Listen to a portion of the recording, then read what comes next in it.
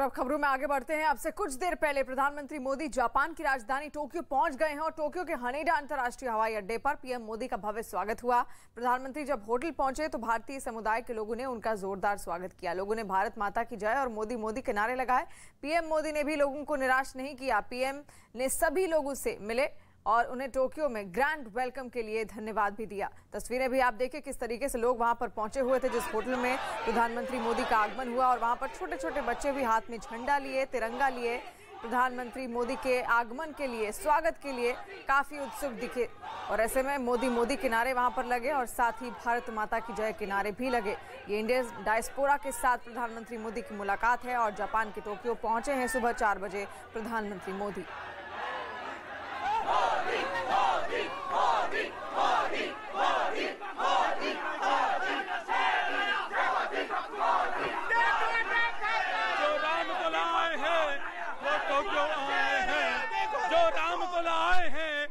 Tokyo आए हैं, जो काशी सजा आए हैं। प्रभावित लोगों की गिनती अब लाखों में है और बहुत सारे लोग तो ऐसे हैं जो सड़कों पर ही रहने के लिए मजबूर हो गए हैं।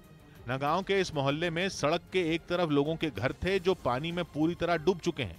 सड़क के दूसरी तरफ मैदान है, लेकिन वहां भी पानी कई फीट तक जमा है। सड़क कुछ ऊंची जरूर है, लेकिन वहां भी पानी पहुंचना शुरू हो चुका है। घर का सामान लेकर लोग सड़क पर ही जमे हैं और छोटे छोटे जुगाड़ के तटबंध बनाकर पानी को रोकने का इंतजाम कर रहे हैं। हालत यह है कि रसोई का सारा सामान और बिस्तर समेत पूरी गृहस्थी लेकर लोग सड़क पर जमे हैं, जबकि तनाव इसलिए ज्यादा है क्योंकि सड़क का भी ज्यादा देर तक सुरक्षित रहना मुश्किल है। अभी तो पानी आ रहा है, कोई कमता नहीं है। दूसरी तरफ ऐसे इलाके जिन्हें लोग खाली कर चुके हैं, वहां तो नदियां बेहद गुस्से में हैं। पानी इस रफ्तार से बह रहा है जैसे दीवारों को तोड़कर अपने साथ ले जाने पर तुला हो। जहां पर हम अभी मौजूद हैं, यहाँ पर भी काफी करंट है। नगांव को बाकी राज्य से जोड़ने वाले हाईवे का ऐसा कुछ हिस्सा है जहां पानी नहीं पहुंचा है, इसलिए हाईवे पर बड़ी संख्या में लोगों ने अपने सामान के साथ डेरा डाल दिया है। मतलब ये कि हाईवे किसी रिहायशी बस्ती जैसा दिखने लगा है। ऊपर से ऐसी भयंकर आपदा के बीच भी लोगों का सेल्फी का बुखार नहीं उतर रहा। बाढ़ के बीच कुछ लड़कों का सेल्फी लेने का वीडियो सामने आया। सेल्फी लेने के चक्कर में इनकी जान पर आफत आ गई, क्योंकि जिस पानी के बीच उतरकर ये सेल्फी ले रहे थे उसकी रफ्तार के बीच खुद को संभाल नहीं पाए। लहरें लड़कों को बहाती हुई अपने साथ ले जाने लगी। हालांकि उसी वक्त कुछ लोगों ने इन्हें बचा लिया। असम में राहत और बचाव कार्य चलाने में ज्यादा मुश्किल ठप हो चुकी रेल लाइन की वजह से। कुछ जगहों पर तो रेल की केवल पटरी मौजूद है। पटरी के नीचे से जमीन खिसक चुकी है। इससे पहले लैंडस्लाइड की वजह से एक खड़ी हुई ट्रेन के पलटने का वीडियो भी सामने आया था। कुछ जगह तो ऐसी हैं जहां पूरी की पूरी सड़क ही पानी के साथ बह गई। उधर क्वाड से घबराए चीन की नाक के नीचे जापान और अमेरिका ने शक्ति प्रदर्शन किया और एलिफेंट वॉक के जरिए हवा में अपनी ताकत दिखाई। 24 मई को जापान के टोक्यो में क्वाड की बैठक होने वाली है, जिसमें अमेरिका, भारत, जापान और ऑस्ट्रेलिया हिस्सा लेंगे।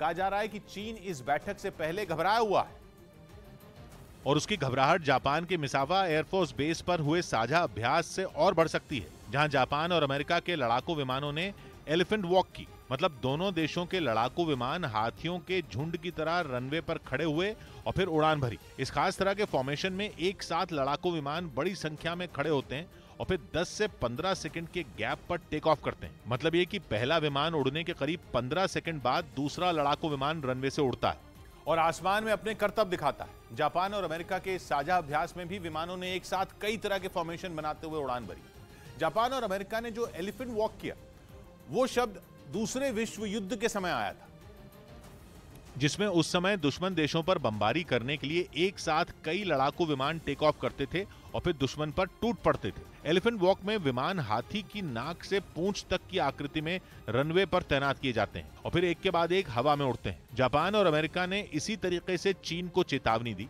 और अपने F-35 और F-16 विमान उड़ाकर उसे याद दिलाया कि वो अपनी हद पार न करे। यह अभ्यास इसलिए अहम हो जाता है क्योंकि 24 मई को क्वाड की बैठक होने वाली है, जिसमें 4 देश चीन के खिलाफ समंदर में चक्रव्यूह बनाने की प्लानिंग करेंगे। चीन की चिंता इसी वजह से बढ़ती जा रही है। यूक्रेन जंग के बाद चीन और अमेरिका में ठनी हुई।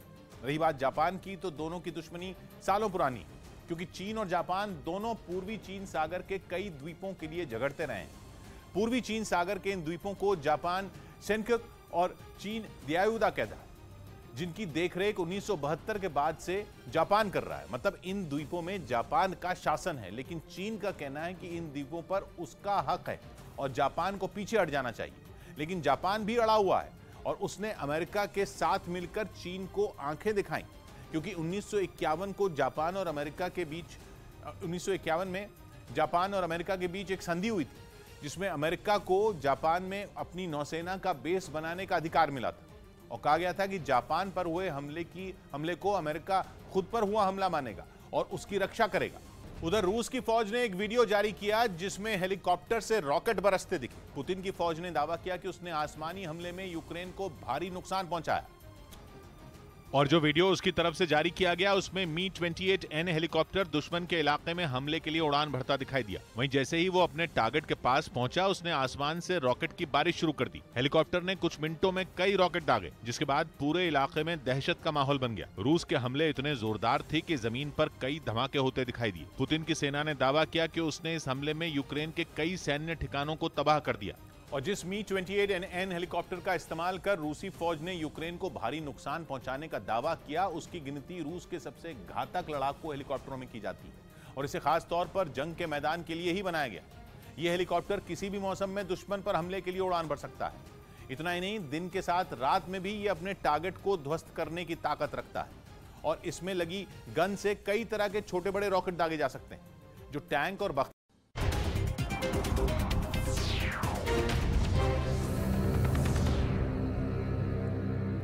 और अब से कुछ देर पहले प्रधानमंत्री मोदी जापान की राजधानी टोक्यो पहुंच गए हैं। टोक्यो के हनेडा अंतर्राष्ट्रीय हवाई अड्डे पर पीएम मोदी का भव्य स्वागत हुआ। प्रधानमंत्री जब होटल पहुंचे तो भारतीय समुदाय के लोगों ने उनका जोरदार स्वागत किया। लोगों ने भारत माता की जय के नारे लगाए और मोदी मोदी के नारे भी लगाए गए। पीएम मोदी ने लोगों को निराश नहीं किया। पीएम ने सभी के साथ मुलाकात की, उन्हें टोक्यो में ग्रैंड वेलकम के लिए धन्यवाद भी दिया। तस्वीर आप देखिए, उस वक्त की तस्वीर है जब प्रधानमंत्री मोदी का आगमन होता है टोक्यो में और ऐसे में लोग खड़े थे वहां पर, इंतजार कर रहे थे कि किस वक्त प्रधानमंत्री मोदी की झलक को देखने को मिल जाए।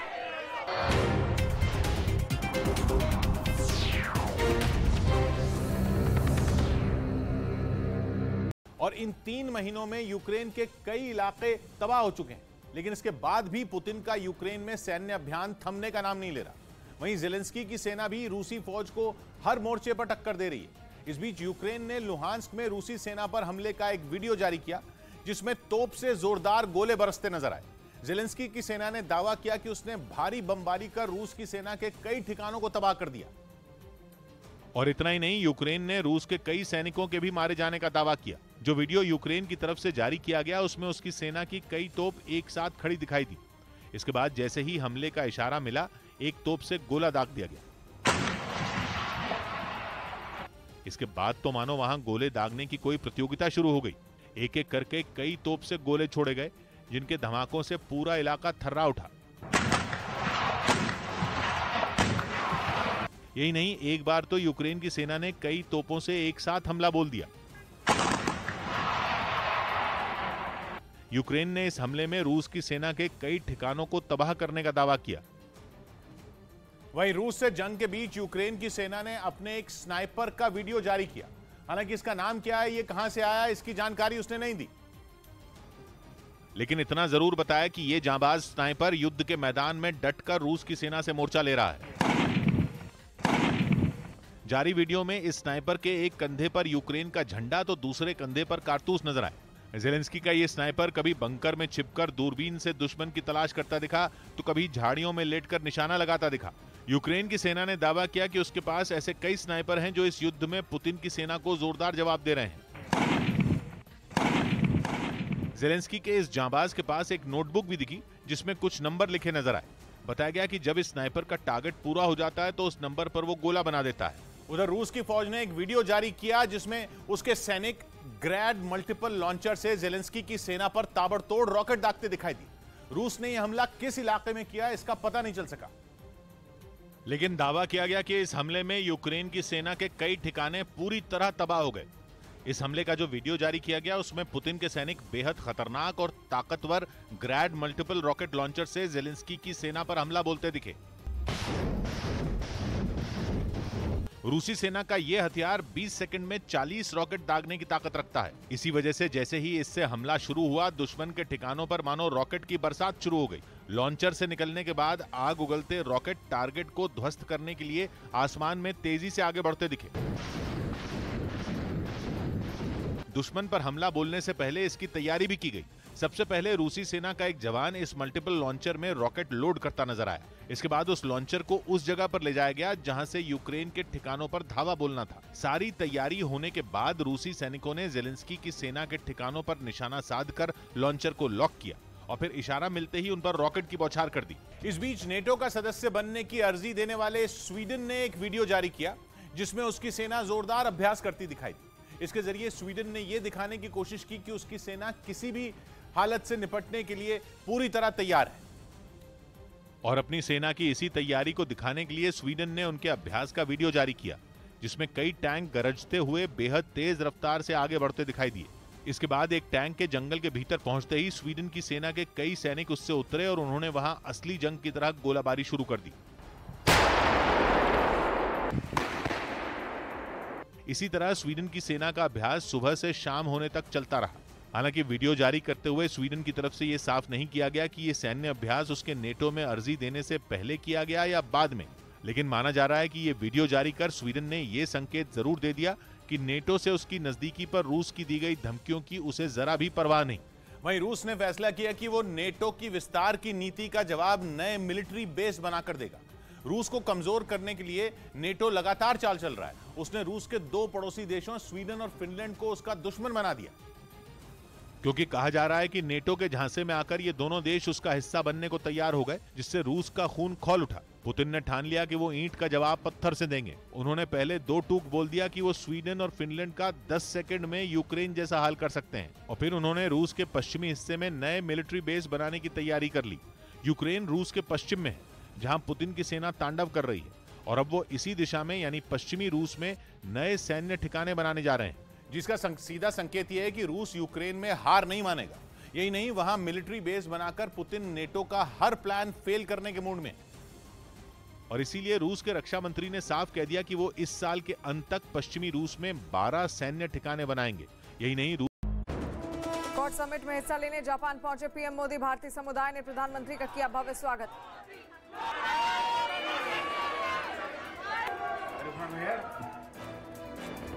स्विट्जरलैंड के दावोस में आज से शुरू होगी विश्व आर्थिक मंच की सबसे बड़ी बैठक। केंद्रीय मंत्री पीयूष गोयल के साथ कई राज्यों के मुख्यमंत्री भी होंगे शामिल। न्यूज 18 पर देखिए दावोस से वर्ल्ड इकोनॉमिक फोरम की हर खबर। दावोस से लाइव और एक्सक्लूसिव न्यूज 18 इंडिया पे। आज से शुरू होगा उत्तर प्रदेश विधानसभा का बजट सत्र। हाईटेक तरीके से सदन की चलेगी कार्यवाही। राज्यपाल के अभिभाषण के साथ होगी सत्र की शुरुआत। 26 मई को सदन में होगी 2.0 का पेश होगा योगी 2.0 का पेश होगा पहला बजट। ज्ञानवापी पर आज वाराणसी की जिला अदालत करेगी सुनवाई। हिंदू पक्ष शिवलिंग की पूजा के अधिकार की अपील करेगा तो मुस्लिम पक्ष मुकदमा रद्द करने की मांग करेगा। मुंबई के वर्ली इलाके में लगी भीषण आग। वर्ली इलाके में एक स्कूल के तीसरे फ्लोर पर लगी आग। फायर ब्रिगेड की 7 गाड़ियों ने आग पर पाया काबू। कोरोना के बाद दुनिया में बड़ा मंकी पॉक्स का खतरा। WHO का अलर्ट। ब्रिटेन में बढ़ सकते हैं मंकी पॉक्स के मामले। भारत में भी कई राज्यों ने जारी की एडवाइजरी। दक्षिण अफ्रीका सीरीज के लिए टीम इंडिया का ऐलान। T20 मैचों के लिए विराट कोहली और रोहित शर्मा को दिया गया आराम। KL राहुल कप्तान और ऋषभ पंत होंगे उप कप्तान। पहली बार टीम में चुने जाने पर उमरान मलिक के घर जश्न।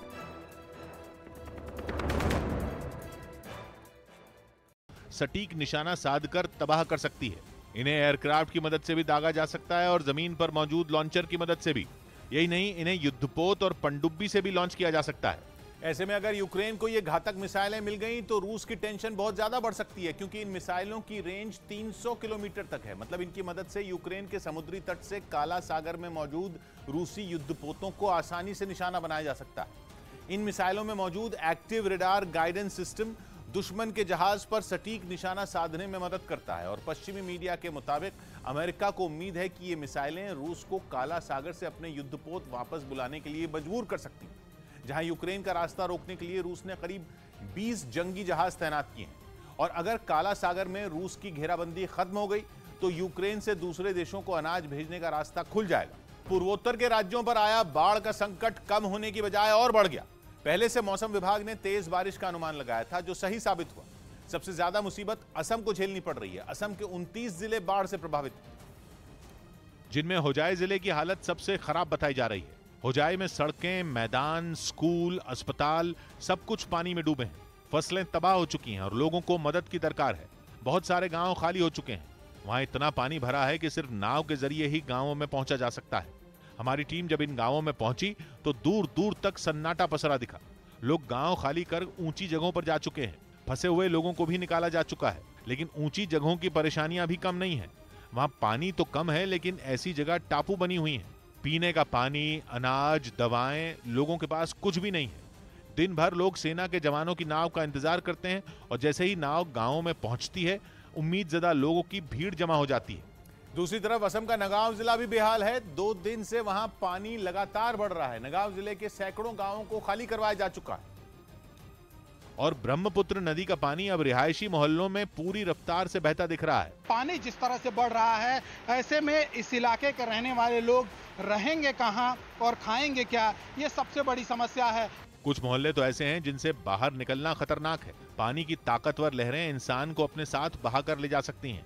इसलिए लोगों ने रबड़ के पाइप को बांध दिया है, जिसका सहारा लेकर लोग किसी तरह बाहर तक पहुंच पाएं। बाहर अगर निकलना है तो इसी पाइप के सहारे आप बाहर निकल सकते हैं। ये पानी लोगों की परेशानियां इसलिए बढ़ा रहा है क्योंकि बारिश अभी कुछ दिन और होने का अनुमान है, जबकि हालात पहले से ही बिगड़ चुके हैं। राहत और बचाव के काम में लगी एजेंसियों के लिए लोगों तक पहुंचना भी मुश्किल हो रहा है, जिसकी सबसे बड़ी वजह यह है कि बाढ़ से प्रभावित लोगों की गिनती अब लाखों में है। और बहुत सारे लोग तो ऐसे हैं जो सड़कों पर ही रहने के लिए मजबूर हो गए हैं। नगांव के इस मोहल्ले में सड़क के एक तरफ लोगों के घर थे जो पानी में पूरी तरह डूब चुके हैं। सड़क के दूसरी तरफ मैदान है, लेकिन वहां भी पानी कई फीट तक जमा है। सड़क कुछ ऊंची जरूर है, लेकिन वहां भी पानी पहुंचना शुरू हो चुका है। घर का सामान लेकर लोग सड़क पर ही जमे हैं और छोटे छोटे जुगाड़ के तटबंध बनाकर पानी को रोकने का इंतजाम कर रहे हैं। हालत यह है कि रसोई का सारा सामान और बिस्तर समेत पूरी गृहस्थी लेकर लोग सड़क पर जमे हैं, जबकि तनाव इसलिए ज्यादा है क्योंकि सड़क का भी ज्यादा देर तक सुरक्षित रहना मुश्किल है।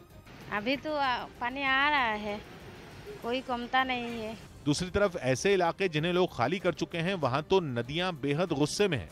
पानी इस रफ्तार से बह रहा है जैसे दीवारों को तोड़कर अपने साथ ले जाने पर तुला हो। जहां पर हम अभी मौजूद हैं, यहाँ पर भी काफी करंट है। नगांव को बाकी राज्य से जोड़ने वाले हाईवे का ऐसा कुछ हिस्सा है जहां पानी नहीं पहुंचा है, इसलिए हाईवे पर बड़ी संख्या में लोगों ने अपने सामान के साथ डेरा डाल दिया है। मतलब ये कि हाईवे किसी रिहायशी बस्ती जैसा दिखने लगा है। ऊपर से ऐसी भयंकर आपदा के बीच भी लोगों का सेल्फी का बुखार नहीं उतर रहा। बाढ़ के बीच कुछ लड़कों का सेल्फी लेने का वीडियो सामने आया। सेल्फी लेने के चक्कर में इनकी जान पर आफत आ गई, क्योंकि जिस पानी के बीच उतरकर ये सेल्फी ले रहे थे, उसकी रफ्तार के बीच खुद को संभाल नहीं पाए। लहरें लड़कों को बहाती हुई अपने साथ ले जाने लगी। हालांकि उसी वक्त कुछ लोगों ने इन्हें बचा लिया। असम में राहत और बचाव कार्य चलाने में ज्यादा मुश्किल ठप हो चुकी रेल लाइन की वजह से। कुछ जगहों पर तो रेल की केवल पटरी मौजूद है। पटरी के नीचे से जमीन खिसक चुकी है। इससे पहले लैंडस्लाइड की वजह से एक खड़ी हुई ट्रेन के पलटने का वीडियो भी सामने आया था। कुछ जगह तो ऐसी हैं जहां पूरी की पूरी सड़क ही पानी के साथ बह गई। उधर क्वाड से घबराए चीन की नाक के नीचे जापान और अमेरिका ने शक्ति प्रदर्शन किया और एलिफेंट वॉक के जरिए हवा में अपनी ताकत दिखाई। 24 मई को जापान के टोक्यो में क्वाड की बैठक होने वाली है, जिसमें अमेरिका, भारत, जापान और ऑस्ट्रेलिया हिस्सा लेंगे। कहा जा रहा है कि चीन इस बैठक से पहले घबराया हुआ है और उसकी घबराहट जापान के मिसावा एयरफोर्स बेस पर हुए साझा अभ्यास से और बढ़ सकती है, जहां जापान और अमेरिका के लड़ाकू विमानों ने एलिफेंट वॉक की। मतलब दोनों देशों के लड़ाकू विमान हाथियों के झुंड की तरह रनवे पर खड़े हुए और फिर उड़ान भरी। इस खास तरह के फॉर्मेशन में एक साथ लड़ाकू विमान बड़ी संख्या में खड़े होते हैं और फिर 10 से 15 सेकंड के गैप पर टेक ऑफ करते हैं। मतलब ये कि पहला विमान उड़ने के करीब 15 सेकंड बाद दूसरा लड़ाकू विमान रनवे से उड़ता है और आसमान में अपने करतब दिखाता है। जापान और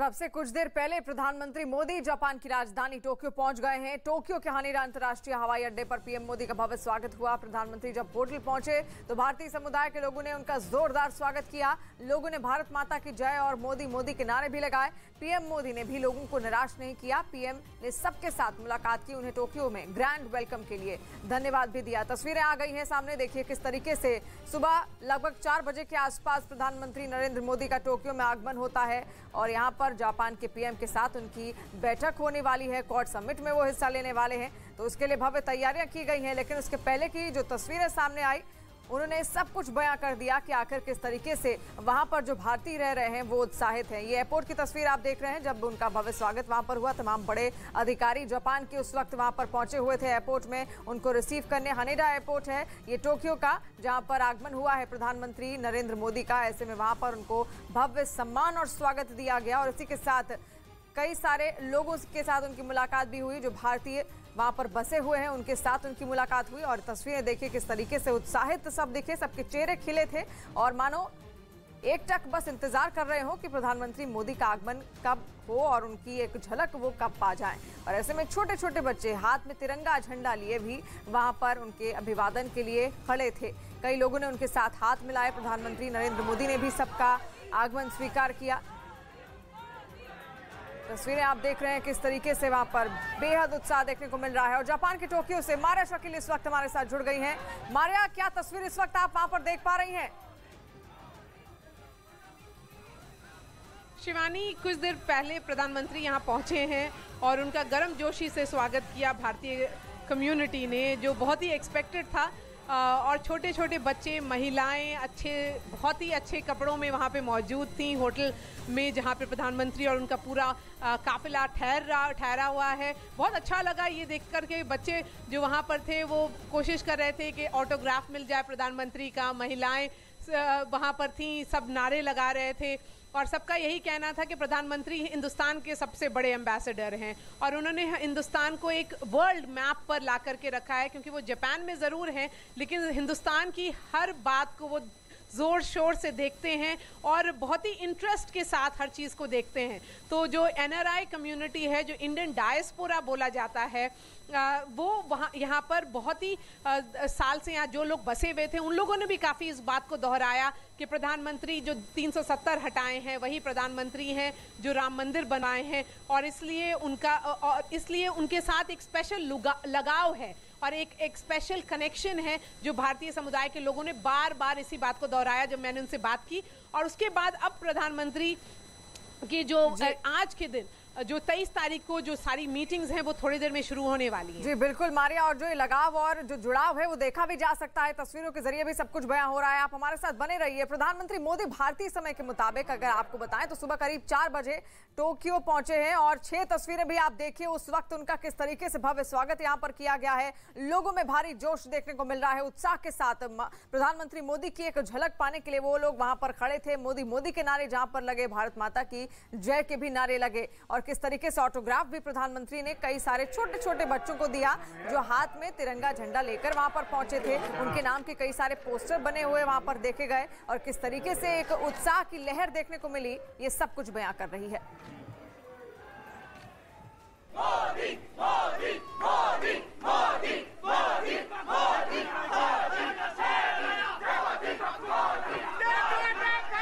जो राम को लाए हैं वो टोक्यो आए हैं, जो राम को लाए हैं वो टोक्यो आए हैं, जो काशी सजाए हैं वो टोक्यो आए हैं। मारिया लगातार हमारे साथ जापान के टोक्यो से इस वक्त मौजूद हैं। मारिया, ये तस्वीरें सब कुछ कह रही हैं और किस तरीके से प्रधानमंत्री मोदी जहां भी जाते हैं लोगों के दिलों में छा जाते हैं और जापान से भी ऐसी ही तस्वीरें सामने आ रही हैं। जी बिल्कुल शिवानी, हमने देखा है कि प्रधानमंत्री जिस मुल्क जाते हैं वहाँ जो भारतीय कम्युनिटी है, जो इंडियंस बसे हुए हैं, उनसे ज़रूर मुलाकात करते हैं क्योंकि वो जानते हैं कि भारतीय समुदाय का एक रोल रहा है इंडियन इकोनॉमी में और एक कनेक्ट जो है वो हमेशा बरकरार रहेगा। जापान की जहाँ तक बात की जाए शिवानी, जापान के साथ प्रधानमंत्री मोदी का रिश्ता चीफ मिनिस्टर ऑफ गुजरात से शुरू हुआ था और वो अभी तक चलता आ रहा है। और इसीलिए हम लोगों ने देखा कि काफ़ी सारे छोटे छोटे बच्चे उस वक्त मौजूद थे उस होटल के बाहर, होटल के एंट्रेंस पर। जब प्रधानमंत्री का काफिला वहां पे पहुंचा, करीब 15 मिनट तक वो हर एक व्यक्ति से, हर एक महिला, पुरुष, बच्चे, सबसे एक कुछ सेकंड ही सही लेकिन सबसे उन्होंने मुलाकात की, सबसे हाथ बढ़ा करके सबसे बात की। तो एक कनेक्शन जो है, हम जिस कनेक्शन की बात कर रहे हैं वो बहुत ही हर तरफ से दिख रहा था। और जहां तक बात की जाए क्वाड समिट की, शिवानी, जो कल है, लेकिन आज भी इंडियन डायस्पोरा के साथ एक स्पेशल कम्युनिटी इवेंट है जो शाम में होगा। और उससे पहले जापान के जो बिजनेस लीडर्स हैं और राउंड टेबल एक होगा सीईओज के साथ। वो सब पूरे सारे इवेंट्स आज और कल हैं। तो ये जो बताया जाए, ये जो 40 घंटे का प्रधानमंत्री का यहाँ जापान का दौरा है, उसमें बहुत एस्पेक्ट्स हैं। एक ये एस्पेक्ट है कि इकोनॉमी का एस्पेक्ट है, निवेश चाहिए भारत को। एक एस्पेक्ट है इंडियन डायस्पोरा से जो कनेक्टेड है, जो जिसकी झलक हमने आज सुबह में देखी, जो शाम में और दिखेगा। और फिर क्वाड समिट है जिसके लिए बिल्कुल चाइना परेशान है और चाइना की निगाह इस क्वाड समिट पर। मारिया, यानी कि 2 दिन बेहद अहम होने वाले हैं। आपके पास हम वापस लौटेंगे, लेकिन प्रधानमंत्री मोदी का आगमन हो चुका है टोक्यो में। और प्रधानमंत्री मोदी भारतीय समय के मुताबिक सुबह करीब 4 बजे टोक्यो पहुंचे हैं। और टोक्यो में मोदी जब होटल पहुंचे तो सैकड़ों की संख्या में भारतीय समुदाय के लोग मौजूद थे, जिन्होंने पीएम मोदी का जोरदार स्वागत भी वहां पर किया। तस्वीरें भी आप देखिए किस तरीके से मोदी के नारे भी लगे। प्रधानमंत्री नरेंद्र मोदी यहाँ टोक्यो जापान पहुंच चुके हैं और उनका स्वागत भारतीय कम्युनिटी ने किया है बहुत ही गर्म जोश से। आप देख रहे हैं इस तरह के पोस्टर्स और बैनर्स भी वो लेकर लगा करके आए हैं। जो 370 मिटाए हैं वो टोक्यो आए हैं और एक शेर की तस्वीर है। प्रधाधानमंत्री नरेंद्र मोदी जी राम को लाए हैं वो टोक्यो आए हैं, जो काशी सजाए हैं वो टोक्यो लाए हैं। देखो देखो कौन आया, भारत माँ का शेर आया। देखो देखो कौन आया, भारत माँ का शेर आया। देखो देखो कौन आया, भारत माँ का शेर। देखो देखो कौन आया, भारत माँ का शेर आया। देखो देखो कौन आया, भारत माँ का शेर आया। समझ। मुझे ये बताइए, प्रधानमंत्री की आपसे अभी थोड़ी देर पहले मुलाकात हुई है। उन्होंने हाथ बढ़ाकर सब लोगों से एक्नॉलेज किया है कि आप लोग यहाँ पर सुबह सुबह पहुँच गए हैं। उनका यहाँ पर प्रेजेंस कितना अहमियत रखता है और ये भी मुझे समझाएं कि हमने हमेशा देखा है प्रधानमंत्री जिस देश जाते हैं वहाँ के लोगों से ज़रूर मुलाकात करते हैं जो भारतीय मूल के होते हैं, जो इंडियन डायस्पोरा होता है, वहाँ से एक स्पेशल कनेक्ट क्यों है? जी, इसलिए है कि एक तो ये पहली बात जो आज की मीटिंग है वो इसलिए इम्पोर्टेंट है कि चाइना का जो बढ़ता प्रभाव है उसको ख़त्म करने के लिए जो पैसिफिक जो 4 देशों के लोग मिल रहे हैं वो बहुत ही ज़रूरी है। ये चारों देशों के लिए, इवन पैसिफिक रीजन के लिए बहुत इम्पोर्टेंट है। और जो दूसरी बात आपने कही कि मोदी जी का जो एक व्यक्तित्व है वो ऐसा है कि भारतीय अपने आप ही खींचे चले आते हैं। और जिस हिसाब से उन्होंने देश में 10 साल से इतने काम किए हैं कि जो चाहे 370 हो, राम मंदिर हो या 3 तलाक हो, इन्होंने सारे भारतीयों को एक तरह से फिर से एकजुट होने का मौका दिया है और हम बहुत ही उत्साहित हैं और उनसे मिलके बहुत अच्छा लग रहा है। यहाँ पे महिलाओं से भी बात करते हैं, महिलाओं से भी बात। जी जी, इधर आ जाइए। इस तरह से जुड़े हैं हमारे साथ, हमारे हर मुझे लगता है कि हमारे दिल से जुड़े हैं मोदी जी। और मैं अपनी खुशी व्यक्त नहीं कर सकती मोदी जी को देखकर, जो उन्होंने भारत के लिए किया है या हमारे लिए किया है। तो वो हमसे जुड़े, घर घर से जुड़े हैं और इससे बड़ी बात हो नहीं सकती कि मोदी जी यहाँ आए हैं और हम लोगों से जिस तरह से इंटरैक्ट किया है, उनका इंटरैक्शन है, तो बस मोदी जी हैं, ये बता सकती हूँ मैं। बिकॉज व्हेन मोदी केम, जब मोदी आए तो लगा कि हमें आना चाहिए। पहली बार हम लोग जापान में बहुत सालों से है और पहली बार इतने सवेरे उठ के किसी नेता के लिए आए हैं और दैट मेक्स सेंस। और ये फीलिंग दिखाता है कि कितना पसंद करते हैं लोग। और मारिया शकील लगातार टोक्यो से हमारे साथ जुड़ी हुई है। मारिया, आपकी बातचीत हमने वो जहां भारतीय प्रवासी है उनके साथ सुनी और किस तरीके से आज का दिन महत्वपूर्ण है मारिया, क्योंकि आज क्वाड सम्मेलन तो है ही, क्वाड की बैठक में तो शामिल होंगे ही और एक बड़ी चुनौती भी है क्योंकि चीन को क्या संदेश जाएगा, जितने भी इंडो पैसिफिक नेशंस होंगे आज उनकी भी नजर यहां पर जरूर टिकी होगी जापान पर।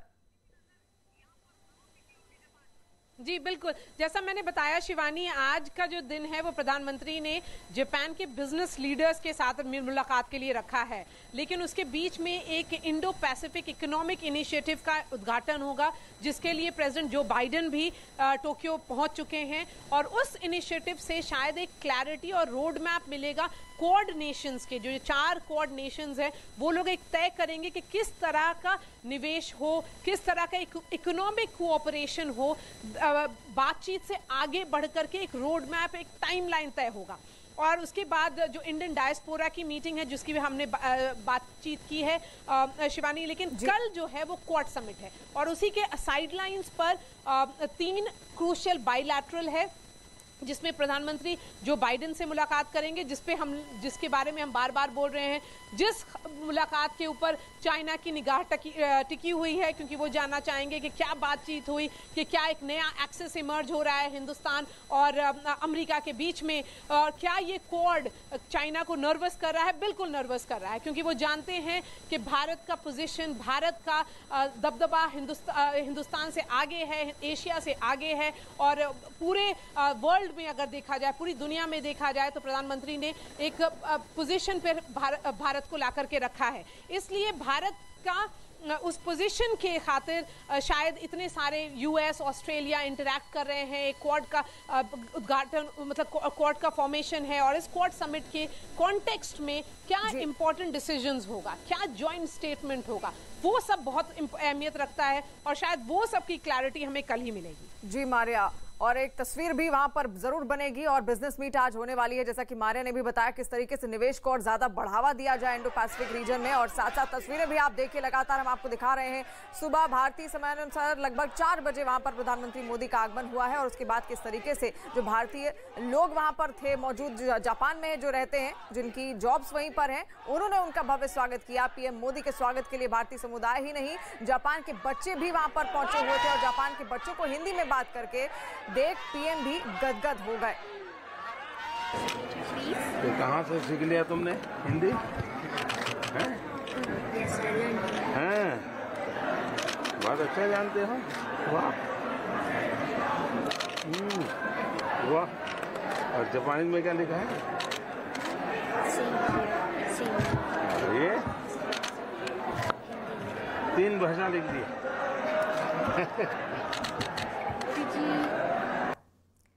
और जापान के टोक्यो से मारिया शकील लगातार हमारे साथ जुड़ी हुई है। मारिया, एक तस्वीर यहाँ पर हमने दिखाई थी अपने दर्शकों को, जब छोटे बच्चे, एक जापान का बच्चा था, उससे हिंदी में किस तरीके से वो बात कर रहे थे। यानी मोदी जब जहां भी जाते हैं, अगर किसी बुजुर्ग के साथ बात करते हैं तो बुजुर्ग की तरह ही स्टाइल में बात करते हैं, और अगर किसी बच्चे से मुलाकात करते हैं तो उनका दिल भी बच्चा जैसा हो जाता है।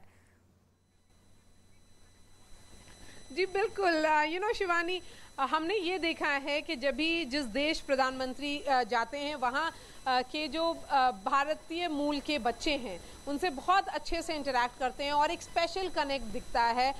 वो बच्चे कभी तस्वीर लाते हैं प्रधानमंत्री की, खुद से हाथ की पेंटेड फोटो, या फिर कुछ एक स्पेशल तोहफा लाते हैं जो प्रधानमंत्री से शायद वो बातचीत करने की कोशिश करते हैं। वो हमने देखा कि जो फ्रंट रो था शिवानी, जो पहला लाइन था, उसमें छोटे छोटे बच्चे थे और सब कोशिश कर रहे थे कुछ बात करने की, और प्रधानमंत्री ने खास करके उन बच्चों से बात की। और वो हमने ज़रूर देखा कि वो हर बच्चे के सर के ऊपर हाथ उन्होंने रखा, क्योंकि हमने भी बच्चों से बात की है उस इंटरेक्शन के बाद। शायद वो हम चलाएंगे थोड़ी देर में वो साउंड बाइट्स, और उन लोग बच्चों ने भी बोला कि वो बहुत ही एक्साइटेड थे।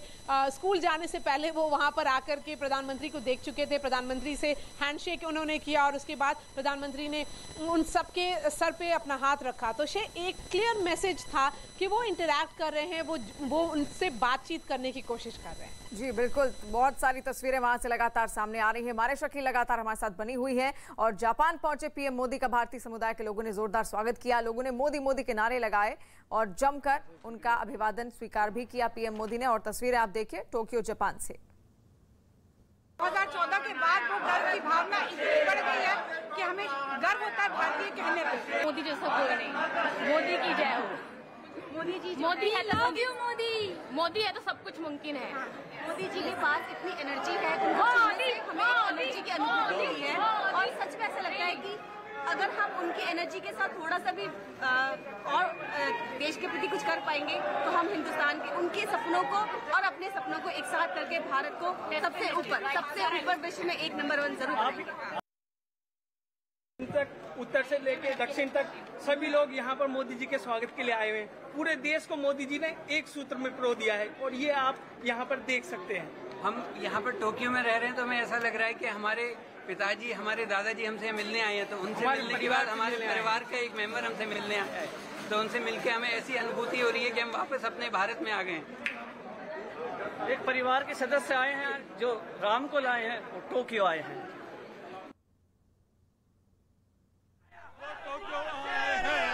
जो राम को लाए हैं वो टोक्यो आए हैं, जो काशी सजाए हैं वो टोक्यो आए हैं, जो 370 हटाए हैं वो टोक्यो आए हैं, जो राम को लाए। और वहीं जापान के टोक्यो से मारिया शकील लगातार हमारे साथ लाइव जुड़ी हुई हैं। हमने तस्वीरें आपको दिखाई किस तरीके से वहां पर स्वागत तो हुआ, लेकिन मारिया बहुत सारी चुनौतियां भी ये क्वाड समिट जो होगी ये लेकर जरूर आई है, क्योंकि इसमें इनको लेकर सॉल्यूशंस भी निकाले जाने हैं। चीन पर तो पूरा फोकस होगा ही क्वाड नेशंस का, साथ साथ किस तरीके से, क्योंकि पूरी अर्थव्यवस्था इस वक्त दुनिया की चरमरा गई है, क्योंकि रूस यूक्रेन युद्ध भी चल रहा है, वो भी एक बहुत बड़ी चुनौती है। तो ऐसे में इंडो पैसिफिक रीजन में किस तरीके से निवेश को बढ़ावा दिया जाए और चारों देश आपस में किस तरीके से तालमेल जोड़े, ये बहुत बड़ी चुनौती होगी। जी बिल्कुल Shivani, Indo Pacific economic initiative जिसका उद्घाटन आज होगा वो शायद इसी कॉन्टेक्स्ट में होगा, क्योंकि आपने सही बोला, पूरे एशिया में और पूरे दुनिया में जो अभी हालत है इकोनॉमी की, उस पर सारे कंसर्न्स हैं। महंगाई बढ़ रही है, हमने देखा श्रीलंका में क्या हुआ कि सरकार को बदलना पड़ा क्योंकि वहाँ पर पेट्रोल प्राइसेस हाई थे, पेट्रोल अवेलेबल नहीं था, बिजली कट रही थी, और इसलिए एक इकोनॉमिक इनिशिएटिव पैंडेमिक के बाद जो हो सकता है कि कैसे ये सब कंट्रीज कोऑपरेट करें, आपस में बातचीत करें और किस तरह से वो लोग और कंट्रीज को, पर्टिकुलरली जो एशिया में हैं जैसे म्यांमार हो गए, श्रीलंका हो गए, उनको किस तरह से सपोर्ट करना चाहिए उस पर भी चर्चा होगी। लेकिन क्वाड की जहां तक बात की जाए शिवानी, क्वाड का जो फॉर्मेशन है वो क्लियरली चाइना के लिए एक मैसेज रहा है, और चाइना बार बार इस क्वाड को डिसमिस करता रहा है। ये बोला है कि वो एशिया का नेटो है, ये इररेलेवेंट है, इनकॉन्सिक्वेंशियल है। लेकिन चाइना परेशान इसलिए भी है क्योंकि मैरीटाइम सर्वेलेंस का जिसका ऐलान हो सकता है, उसमें चाइना का रोल शायद क्लब होगा, कुछ कम किया जाएगा, क्योंकि जो इंडियन ओशन है शिवानी, उसमें चाइना सबसे ज़्यादा 95% के करीब वहाँ पर जो इलीगल फिशिंग होती है उसमें चाइना और चाइनीज फिशरमैन बहुत ज़्यादा इन्वॉल्व होते हैं।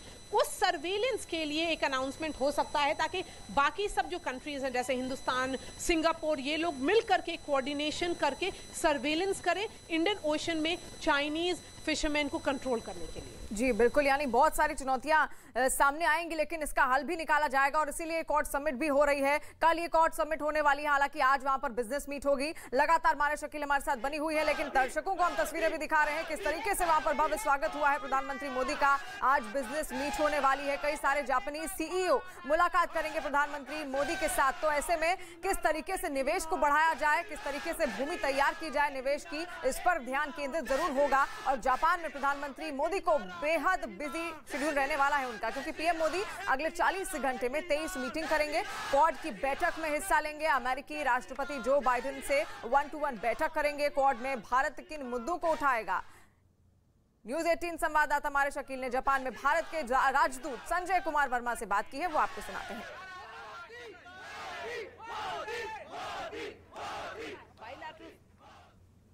हमारे साथ हैं एम्बेसडर संजय कुमार वर्मा और उनसे हम सवाल पूछेंगे क्योंकि क्या क्या प्लान किया है एम्बेसडर ने भारत के प्रधानमंत्री नरेंद्र मोदी जी के लिए।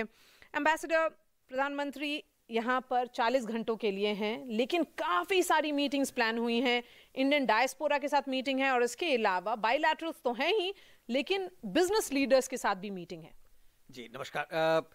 बहुत ही पावर पैक प्रोग्राम जिसको कहते हैं वो है, और यहाँ पर प्रधानमंत्री जी बिजनेस से मिलेंगे और उनसे यह जानना चाहेंगे कि हमें और क्या करना होगा ताकि वो ज़्यादा से ज़्यादा संख्या में भारत में अपना निवेश कर सकें। भारत को अपना एक बेस बना सकें अपने ग्लोबल ऑपरेशंस के लिए।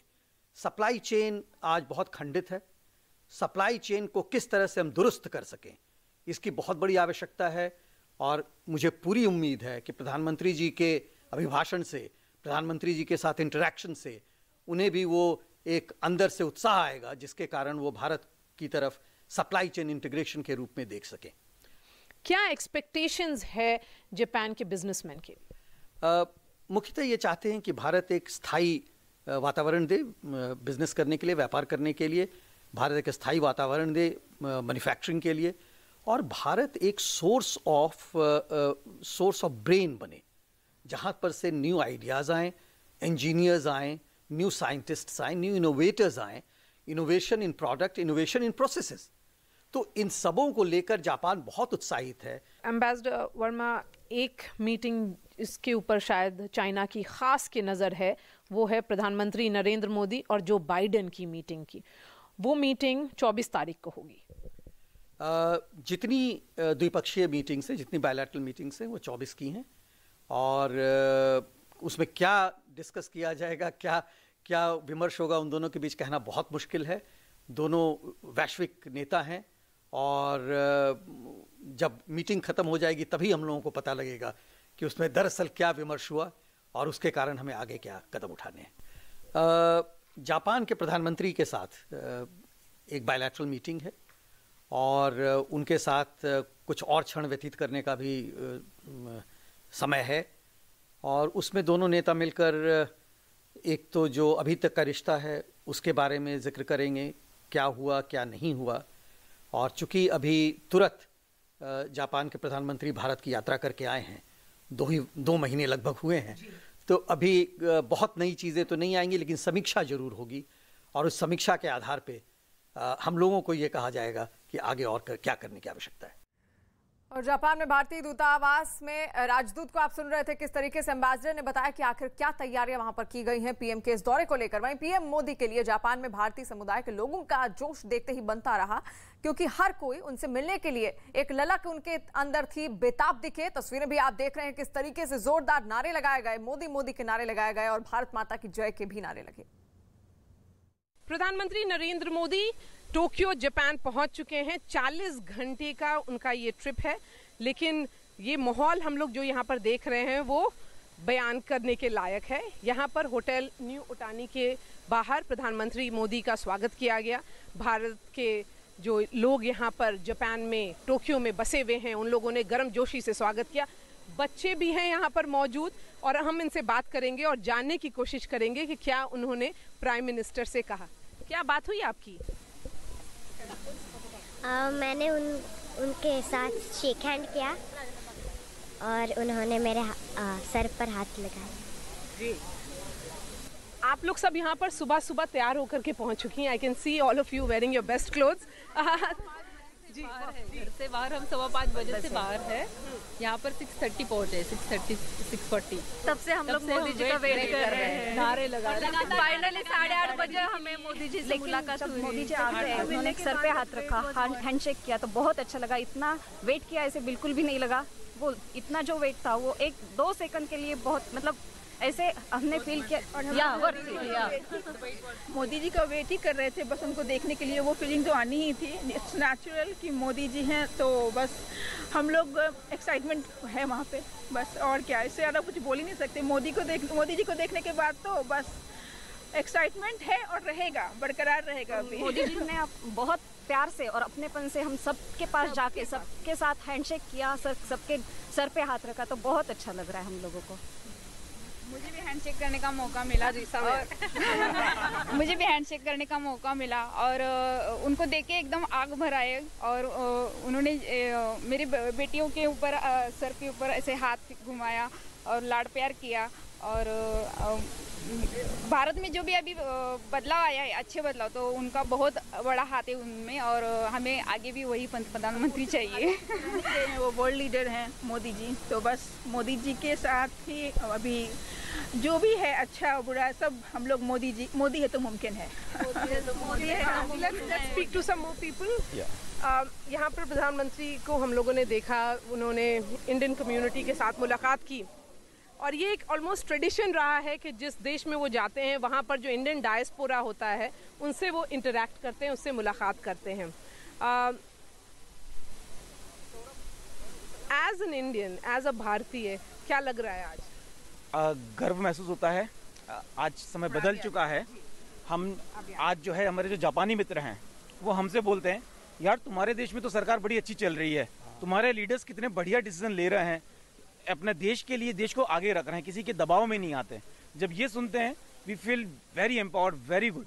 सो आपने देखा कि प्रधानमंत्री टोक्यो जापान पहुंच चुके हैं। बहुत सारी इंपॉर्टेंट मीटिंग्स लाइंड अप हैं, लेकिन जिस तरह का माहौल अभी शुरुआत हुआ है वो से शायद ये पता चलेगा कि किस तरह का दिन आगे गुजरेगा। आज उनकी बिजनेस लीडर्स के साथ भी बहुत अच्छी मुलाकात होने वाली है और उसके बाद आगे का रास्ता तय होगा, जो कल क्वाड समिट है और उसके बाद बायलैटरल मीटिंग्स भी लाइंड अप है।